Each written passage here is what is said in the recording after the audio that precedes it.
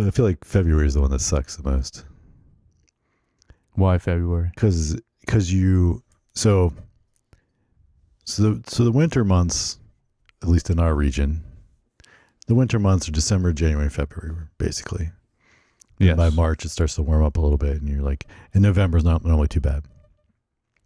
But December is just, you just finished Thanksgiving. It's all the Christmas holiday stuff.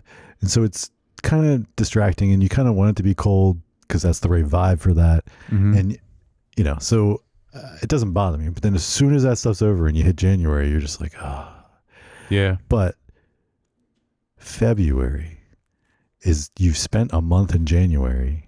And you still got a whole nother and then month. you got a whole nother month. Shortest month at least, though. Yeah, but it feels so long because it's like just short. I mean, yes, the days are getting a little bit longer each day, but still not a lot of sunlight in the days. It's cold, and it's just like nothing happens. And and so you're in the second month of that, and it's just the worst month.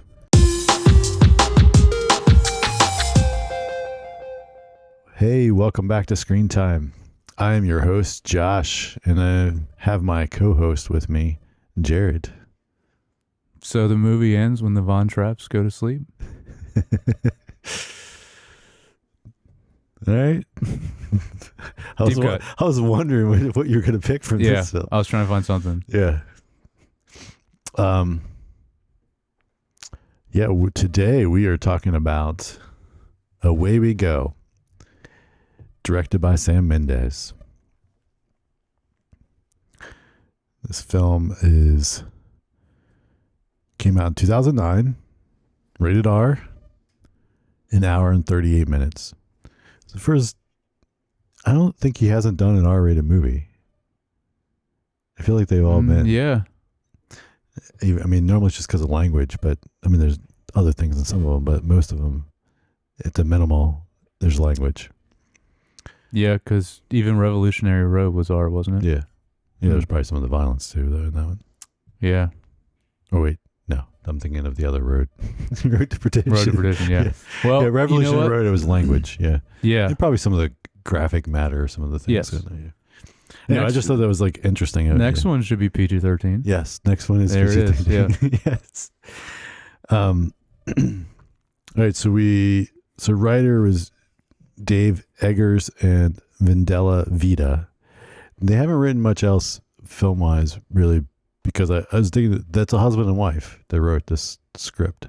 Okay. And it's kind of almost loosely based on them. Oh, nice. And they're writers and like magazines and editors of magazines. Like they don't like normally write movie or TV stuff. So, okay. Now, next, this I knew, just like talking about last week, and I was like, hey, it's Roger Deakins again. It's got to be.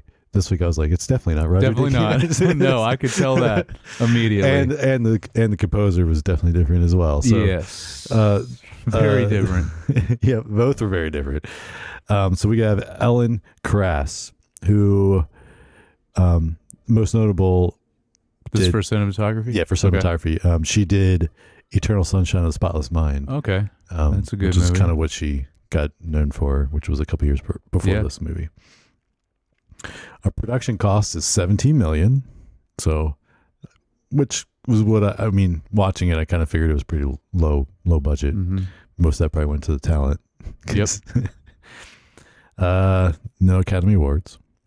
But speaking of talent, there's a lot in this. There is. A lot in this film. In like very small amounts. Some are small, you're right. Small chunks, but yeah.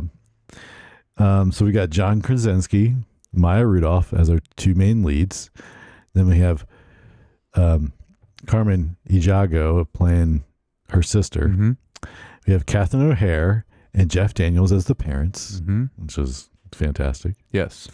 We have Allison Joni and Jim Gaffigan as one set of friends that they go to visit, which is also great. Yep. And then we have Maggie Gyllenhaal and Josh Hamilton as another set of friends they go visit. Yep. Which are ridiculous. Oh, yeah. And then we have Chris Messina and Melanie Linsky as another set of friends that they visit. Yeah. And that's all I listed. That's everyone. Yeah. I mean, he visits his brother too, but that guy I didn't recognize. Oh, I did. I didn't. He's a nobody. Well, I mean, really, he was in like a couple seasons of Parks and Rec, and that was it. Oh, really? Yeah. I don't remember that because I've seen all that. Yeah, he was in like the beginning. He wasn't one of the main people, but no, but he was in it for like I think 1 or 2 seasons. It is funny to see, like, although it's not the same show, it's like see him interact with John Krasinski. It's like Parks and Rec and The Office. Yeah, they crossover. Yeah, in this film. All right, so our synopsis. A couple expecting their first child travels the U.S. seeking the perfect family home. They have misadventures and find fresh connections with relatives and old friends who help them discover home on their own terms for the first time.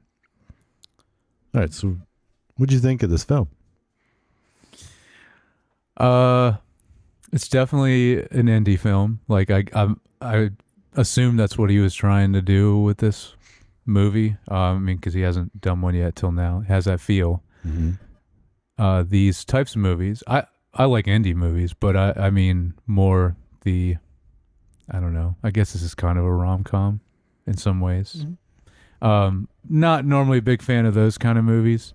I thought there was some really, really great scenes in this movie, but overall it was just okay. Yeah.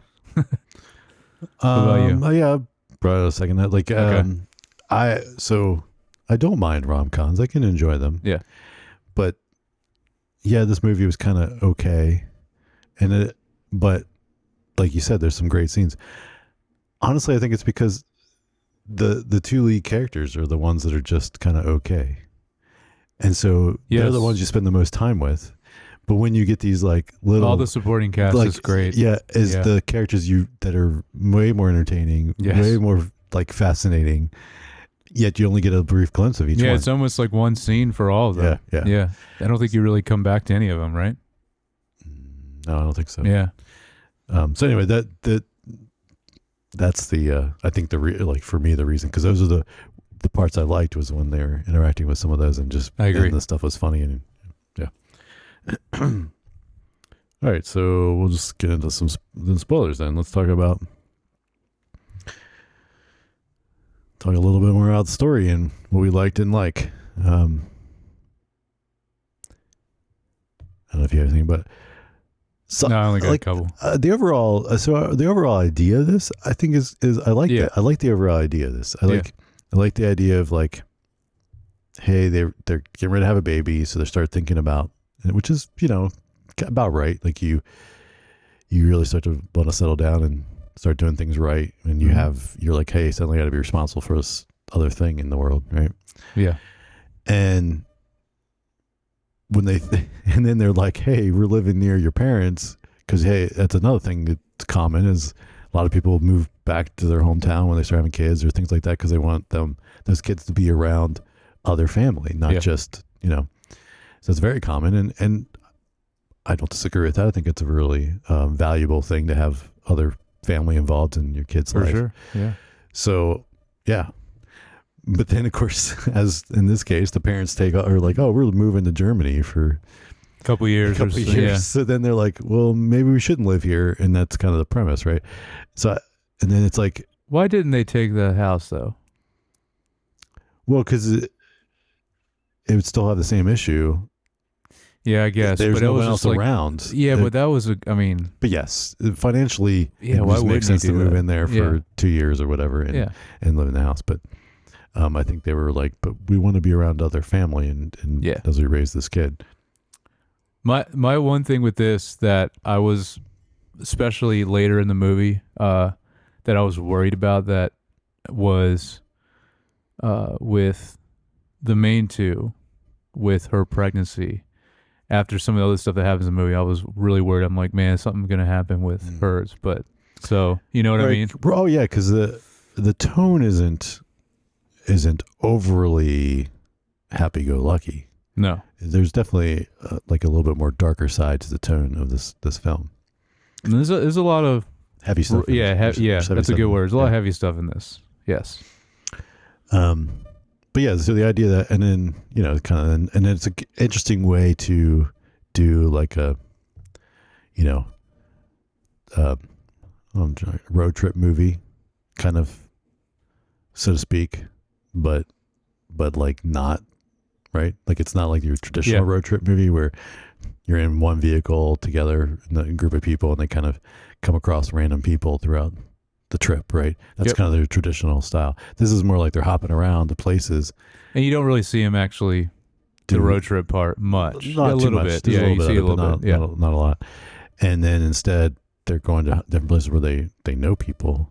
And so it was kind of interesting that regard. And so any scenes, things stand out you liked? I mean, really like we were talking about, the supporting cast, and I think the two best were Bert's parents, that scene, the way they are, Jeff Daniels and Catherine O'Hara. Yes. Like they're great. And then when they're at the Greyhound racetrack, and Allison Janney and Jim Gaffigan, they were also great. Yes. I think those were like the two best parts of the supporting cast. Yeah.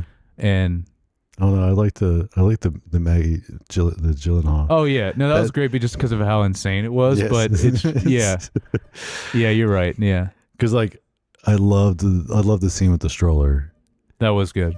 And he comes back in with the stroller. I like that he actually came back in and left it. And he teases. He's like, "Hey, you want to go for a ride, kid?" And the kid gets in, and then they're like, "I mean, that was good." Yeah, that was. Yeah, that was. No, they're because I didn't. Yeah, you said his name, but I didn't recognize who the guy was that was with Maggie Gyllenhaal. He looked familiar, but I couldn't tell who it was. But both of them were great. Just Josh Hamilton. Okay, but, and then her name was Lane, but spelled L-N. L-N. Yep, yep. That's right. It's on her. Yeah, it's on her door. Yeah. The other thing. It wasn't his name like Roderick or something like that. Yes, Roderick. Yeah. The three S's. I don't remember what the other was, but it was like something and strollers. Yeah, what were the two other things? Dang. Yeah. I don't know, but yeah, those are all good scenes. And then obviously the later one is great too, with Melanie Linsky and what's his name? But then obviously that gets pretty pretty serious and but pretty like like her doing the pole dance. Mm-hmm. But like what they're talking about while that's happening, pole dance I've ever seen. I know. Yeah. it was and like I guess I could, since we're talking about it now, like one of my favorite parts was when they first meet them. It is really funny, but then it gets really serious later. But that's where my quote came from, because they're watching The Sound of Music. Yeah. And he's like, no, we stop. What does he say? We stop it before the Nazis show up. And he's like, why? He's like, I just didn't see the point, or something like that. His response. It's so funny. Yeah. Yeah. I had a note about the kid in the lobby in Tucson when they're waiting to meet her sister, and the kid's like talking about baby, like and their mom's like the one like egging them on to talk to the nice people, and then she's like, tell them what you know about babies, and he's like, they like to breathe, and I put a pillow on them, and they you're like, what? I forgot about that. Yeah, I was like, what? That was good too. That was a good shout out to him. That was good acting from that. The kid. That kid was great. Yeah. It was like purposely dry too, and it was good. Yeah. Of course, Jim Gaffigan's always, just great. Yeah, that's man. I think out of everyone, I would have to say them two, him and Allison Janney. Just the type of people they were was hilarious. And man, just everything they say, even like the stuff they say where like their kids are right around them. And they just don't care. She's like, they don't listen. Yeah, they don't listen. She yells his name like 10 times, the boy. Yeah. And then when they're saying goodbye to him, and the daughter's like talking to some strangers in a truck the whole that's time in right, the back yeah. of it. And I kept waiting for something to happen with that. No, I didn't even care. Didn't even Yeah. didn't even recognize that was happening. Yep. Acknowledge that it was happening. Yeah. Parents of the year there. Mm-hmm. Exactly. Yeah, and it's I know. I guess she was in. Well, I was going to say Allison Janney in general is just a really great actor, and she's been in so much. But yeah, she was in the first Sam Mendes movie. Yes, she was. Because I was thinking about, was she in anything else that he did so far? But yeah, in the first one, yeah. Yeah. I mean, and she was still great, and even though she barely talked, but the way she had to act for that movie was great. But yeah, and then Jim Gaffigan, yeah, I guess he does act more now. But in 2009, even, I guess he hadn't really acted much, right? No, I mean, he's done stuff on and off throughout the years because he was never like big roles. It's always like yeah, right. Because he had a role on a TV show. Oh, did he? Do you remember? Did you ever watch the TV show where like the lawyer? He was a bowling alley lawyer. No.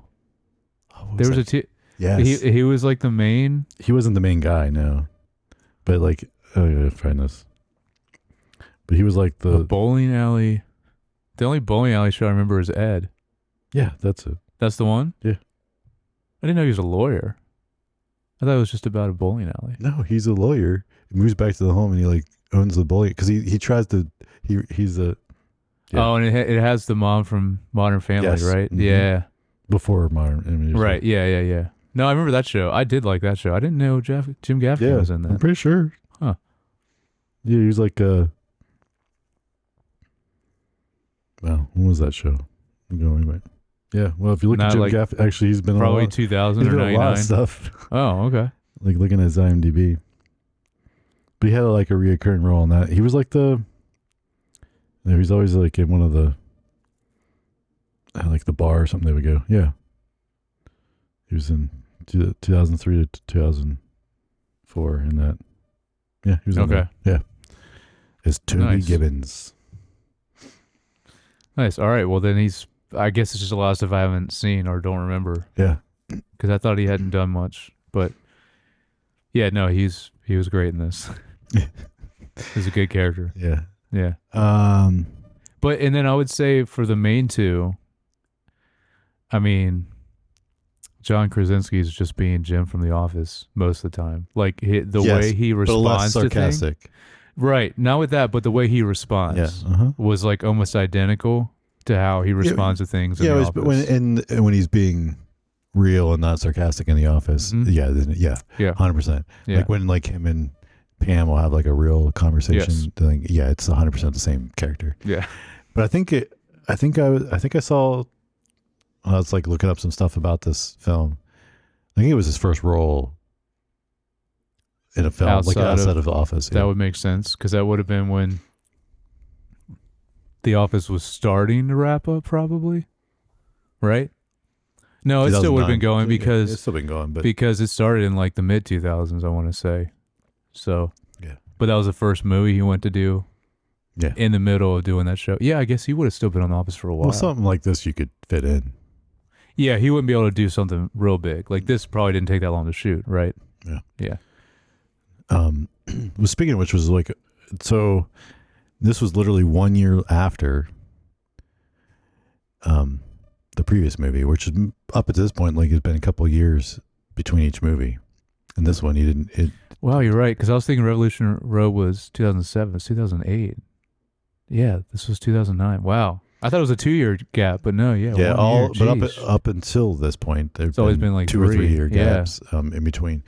Dang. But I couldn't find anything on this, but I wondered, and I didn't look at it from the other angle, so maybe you could figure it out. You could reverse engineer. But my thought was, I wonder if this was something he could fit in before he had to start on Skyfall. Yeah. You know, like it's like he knew he was going to start on Skyfall here, and it's like, oh, I have about a year in between. I could do something small. And kind of and maybe came across the script or whatever and was like, hey, well, we could do this and did it.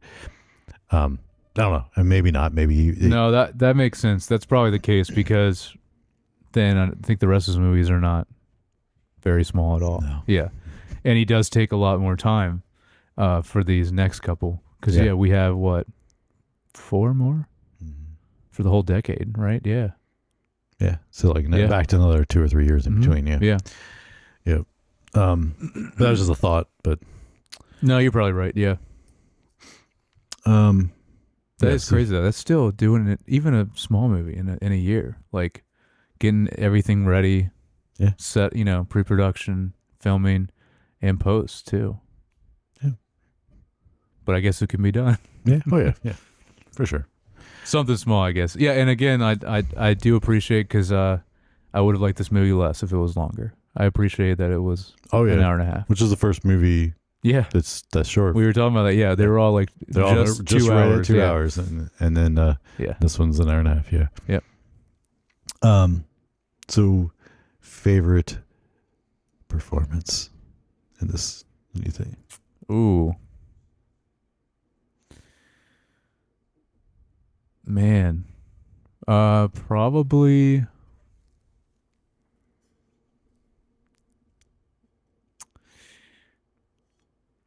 That's tough because they're all so like in it. So because I'm not gonna pick the 2 mains but all the rest of them are only in like 1 scene each. But I mean, Jim Gaffigan's pretty high for his role in this, honestly. Yeah.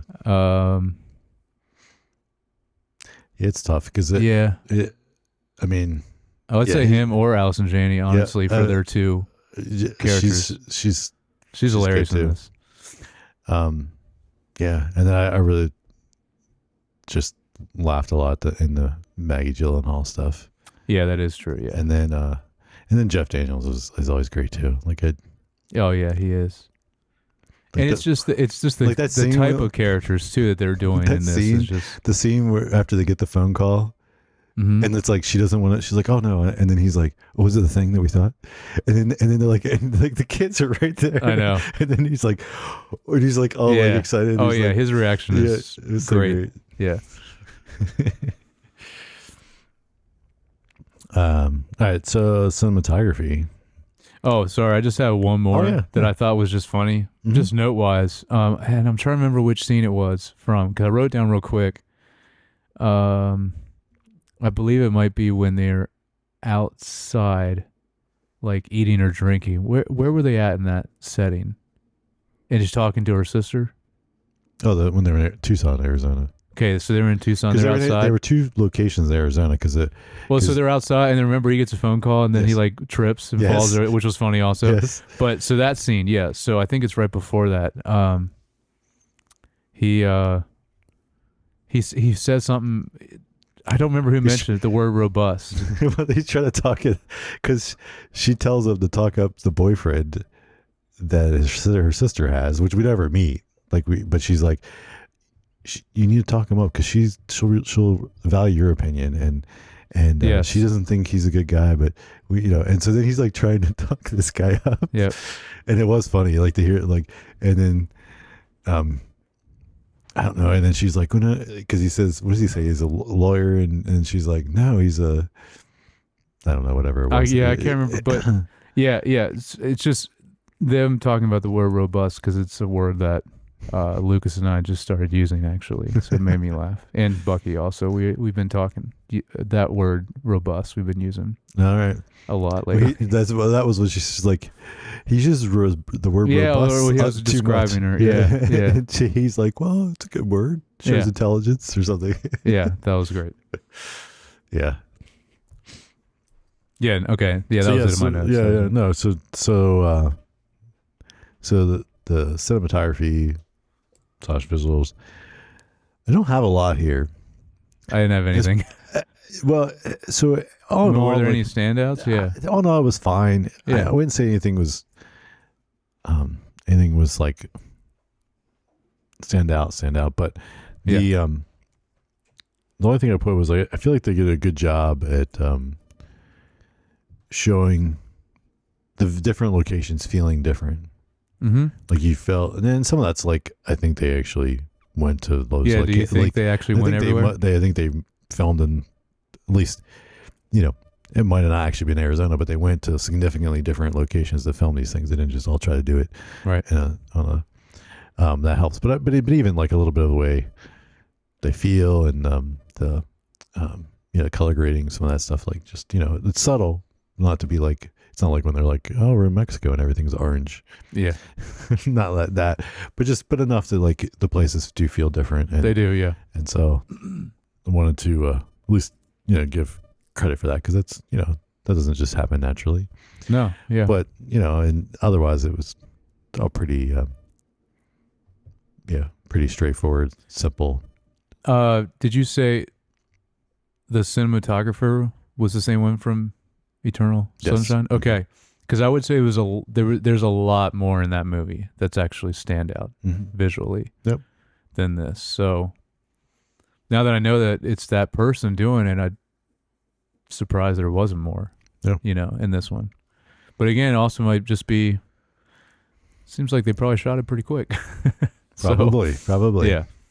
Yeah, sometimes they didn't want to do anything too crazy, or maybe not experiment as much. Yeah, on set. And it might be just sometimes you don't want the visuals to overshadow the characters. Yeah, and in this case, like the characters is what it's all about, right? True. We'll say there was some nice moments at the end, a couple nice shots there at the end when they're approaching the house at the end where they're. That was good. Their home. There was some nice, like, subtle, but nice stuff there. I would say also probably why they probably didn't have much time to shoot it, because this was still, like we were saying, probably right in the middle of The Office when he was. So he probably didn't have much time to even do the movie, and then he probably had to get back to So again, they probably didn't even do many takes. I mean, all these actors are good. They probably didn't need to anyway. Yeah. So. Yeah. And I would say, especially for 2009, now a lot of these people were already big, but I would say some of these people are now way bigger. Like, Melanie Linsky for one, but even her husband, like he's way bigger now. I've seen him in several things recently. One of the best things I think was Sharp Objects. I believe he's in that. And that was an awesome miniseries. He was in something else recently too. I've seen him several times recently. So, people like that, obviously, Jim Gaffigan and Allison Janney were already big. Right. Jeff Daniels, obviously. Yeah. Catherine O'Hara. Yeah, so not them, but I think some of the other ones. I just don't know. Maggie Gyllenhaal was also already pretty big, but the other guy, who was he? I didn't recognize him. I don't know. But so there was a couple in Josh Hamilton. Yeah. Which the name sounds familiar. And he kind of looked familiar, but like... Yeah, he did. I didn't look him up. I feel like he kind of looked like a couple other actors too, though. You know what I mean? So I'm not sure. So what about the score? Well, he was that's why. He was in the last thing he told me, which I watched earlier this year. That's probably why he looked familiar. Oh, okay. It's been in The Walking Dead. Okay. I watched that. That was on Apple, right? I didn't like it. I only watched a little bit of it. You didn't like it? No. Robin, I liked it all right. Okay. She said the book was better, but I mean... it's another... It was based on the book, yeah. It was in 13 Reasons Why. Okay. 35 episodes, so he must have been all 3 seasons. Oh, okay. Oh, he has done a lot. That was really good. Miss America. Yeah. That was a Hulu miniseries. Okay. That was really good. I didn't watch that. Okay, well maybe that's why you look familiar. Yeah, he's been in some things. Okay. Just maybe nothing like so stand out that you remember him. Or maybe he just has one of those faces that's forgettable. Yeah, I think he does, because he kind of looks like I said, a few other actors that look similar to him.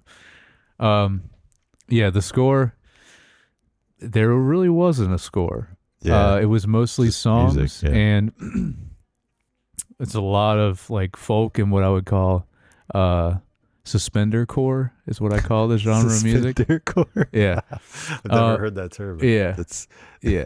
Not as much. It's probably more acoustic and folk on that side. Suspender core is more like Lumineers and Mumford and Sons. That's what I call okay. Suspend Your Core. Okay, yeah. So it's not I'm that familiar as much. with what they sound like. Yeah, it's not so much that, I guess, in this movie, but I'm just not a big fan of those genres anyway. But yeah, it was just mostly songs. I was trying to hear if there was any, because even there were some instrumental parts, but then went into a song, so I think it still was a part of a song and not score. Yeah. But I wrote down a name. It said Alexei Murdoch for composer, so I don't know. Must be some stuff in there. But I didn't hear. I mean, unless they blended it with a song, and that instrumental part was not part of the song, but it sounded like it was just all. Anyway, but yeah, there wasn't really anything. So, yeah, I mean, but again, for the type of movie they're doing, that kind of music makes sense for indie films. Mm-hmm. You know, so didn't feel out of place. I'm just not a fan of it. Yeah. Yeah. No, it didn't. All right, so overall themes. Oh, I didn't have anything for this. Come on. I mean, I would say it's a little bit like the last movie, right? Theme wise, like finding like you know, because they're talking about moving, right? They're trying to find like the perfect place for their family. And obviously that was not everything that was involved with Revolutionary Road, but I feel like there were some similar things there. Now, the difference is with this movie, they had a very good relationship, it seemed. Like they didn't even really fight at all.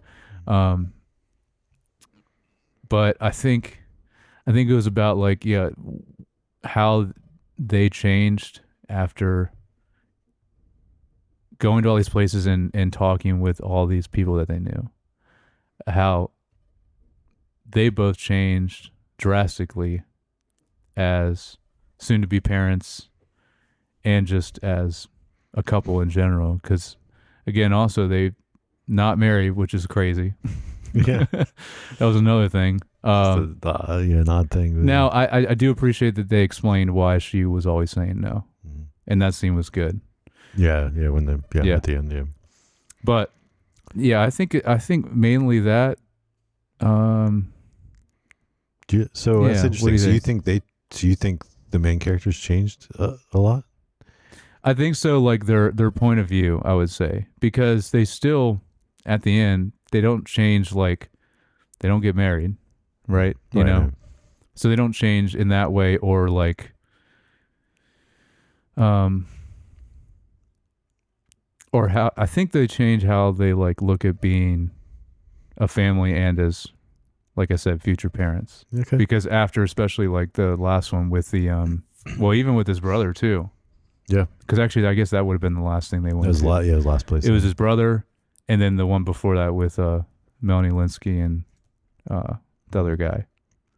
I think that those two mainly, I think, shifted their outlook a little bit, I think. Yeah. But no, besides that, I don't think they changed too drastically. Okay. I think it was just their perspective.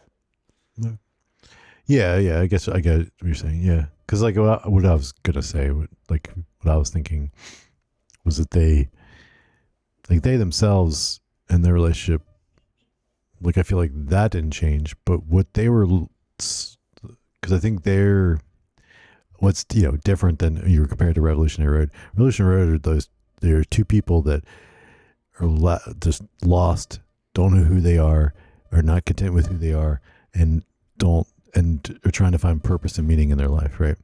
I think this couple both are totally okay with who they are. Oh yeah, totally fine, and then I think they have a very healthy relationship. Yes. As the two of them. What they, I think, were kind of, I guess, they are suddenly going to have a kid, and they're like, kind of seeking, like, what does it mean to be a family, right? Mm-hmm. And so then, and they want that closeness, like we were talking about earlier, of like other family around, or friends that they consider family. And so then but then as they keep going to these people, they're like, well, they're nothing like us, and this is not. Yeah. And so then they move on to the next, and they move on to the next, and so I think they're seeing what they don't want to do. Yes. Don't want to do, and then which leads to like the very last one, where his brother's wife just left him and the kid and just up and left, Mm-hmm. and he's like can't even find her, and so then that kind of spawns a deeper conversation between our lead couple about because then he's kind of getting a little insecure because they aren't married, and yet and he kind of makes her promise she's not going to leave and blah blah blah. But then ultimately they realize that, like, I think what it's saying is they ultimately realize that they are all they need to be a family or find the home, right? And so that they can just live wherever, which is what they end up doing, right? And so they aren't actually near any family in the end, and they just go to her old parents' house that's been sitting empty for a long time. Yeah, that's what I was going to say also is that's kind of like what I think the description of the movie says, like they're trying to find their home. Yeah, their perfect place to live. Mm-hmm. And then they realize that, like, I mean, and obviously there is no perfect place to live. And I think, what's his name? I keep saying it's Melanie Linsky's husband, but anyway, that guy. Yeah. I think he did a perfect job with it, where he was doing the.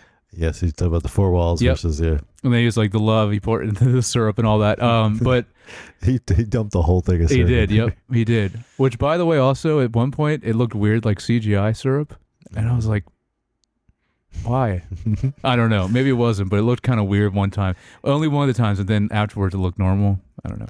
Maybe it was maybe not CGI syrup, but maybe it was a prop syrup to design to do, and it really was something else, made of something else. Yeah. So that's why it looked a little different. Yeah, that's true. Control it differently or just pour differently. Yeah, it did it was weird. Yeah. But no, I think he explained it well, and I think that really helped them because, they finally realized, like, there's no perfect place to live, and it's all about what you make of it yourself. What you make of it yourself, and the love you have in the whole family, not only with each other but with your kid also that's coming. Yeah. And then that's obviously what they realized in the end, even though their situation didn't change.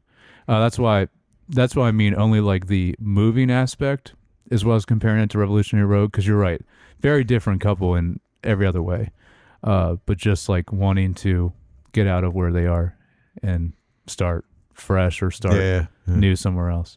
Yeah. Cool. I looked at the trivia, see if there's anything good here. Oh yeah, I didn't even look that up. Yeah, is there anything good? Last couple of movies, we didn't have too much trivia, I want to say, right? It says for the brief oral sex scene, Maya Rudolph wore 4 pairs of biking shorts under her gown. Good to know. The way they shot that, he didn't have to get that close anyway. No. By the way, that was a really good way to open the movie. Is the very first scene. That was funny.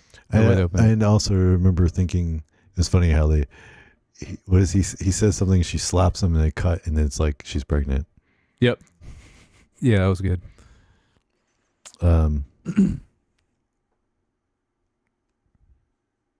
Originally Toni Collette was supposed to play Maggie Gyllenhaal's role, but she had to drop out due to scheduling conflicts. Man, I love Toni Collette. That would have been awesome. She's such a great actress.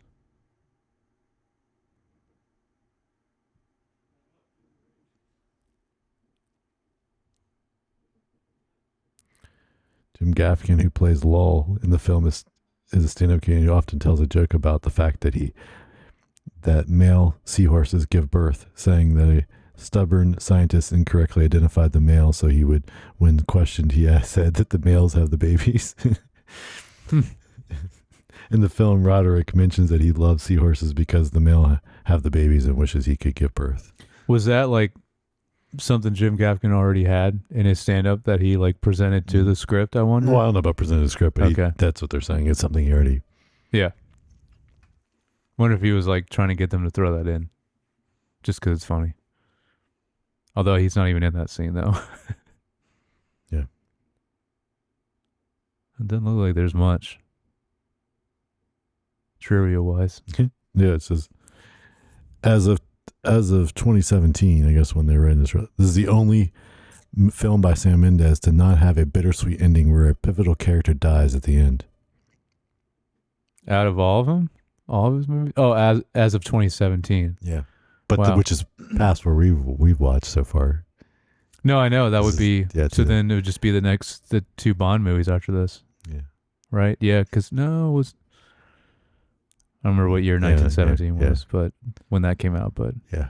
Anyway, but... Yeah. Interesting. But yeah, there's not much.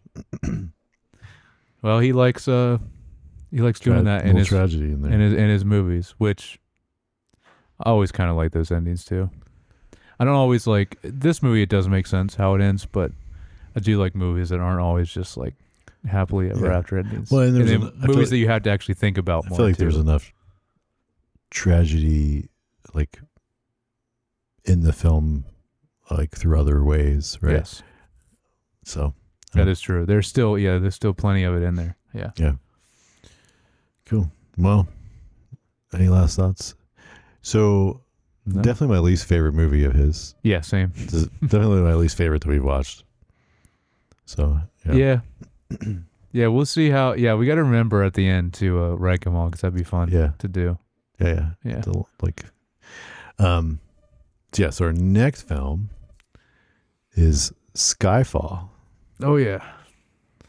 So that I'm excited because I haven't watched it in a while. I know, same. Yeah. Yes, I am, and it's gonna be interesting because just coming at it from this angle of like seeing all of Sam Mendes' movies up to that point and then watching it. So like, I mean, I think when I saw it the first time, probably the only other Sam Mendes movie I had seen at that point was American Beauty, and didn't know it was. I mean, I didn't know it was the same director. Skyfall would probably have been my first Sam Mendes movie then, because I think I remember seeing it in theaters. It was 2012, 2013, something like that. Yeah. So, because I hadn't seen American Beauty. Yeah, so that would have been my first. Yeah. It'll be cool. Cool. To see it. Well, hope you enjoyed this episode of Screen Time. And if you would like to send us any feedback, you can email us at feedback@screentimepod.com. And we'd appreciate if you like and subscribe on YouTube, or follow and subscribe on Apple Podcasts or Spotify. Give us a rating, 5 stars, please. 5 stars only. And if you'd like, you can follow me on Instagram at jyoungbar. And I'm at Jared Youngbar. Yeah, and we will talk to you guys next week.